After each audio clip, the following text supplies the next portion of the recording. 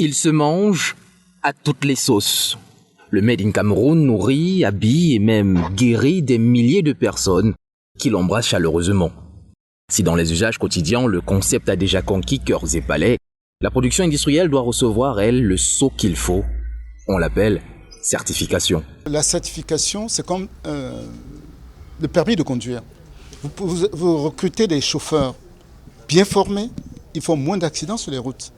Vous prenez les chauffeurs pas très bien formés, vous avez les accidents mortels qu'on a tout le temps. Tous les week-ends, vous avez des gens qui doublent n'importe comment, vous avez plein de morts. Le certificat, c'est le diplôme.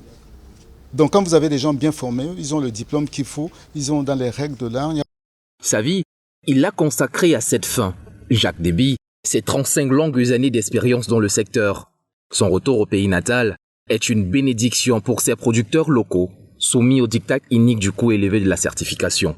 Son entreprise, AB Certification, se propose comme l'alternative toute trouvée pour contourner ces difficultés fonctionnelles.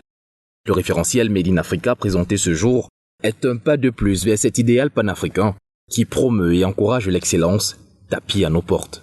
Dans les règles de l'art, l'entreprise a fait ses classes et obtenu auprès des instances tutélaires les cachets qu'il faut pour agir en toute légalité. Il y a une décision du ministre des Mines et de l'Industrie qui nous autorise à faire des certifications de systèmes, à faire des certifications de personnel, de personnes et à faire des certifications de produits.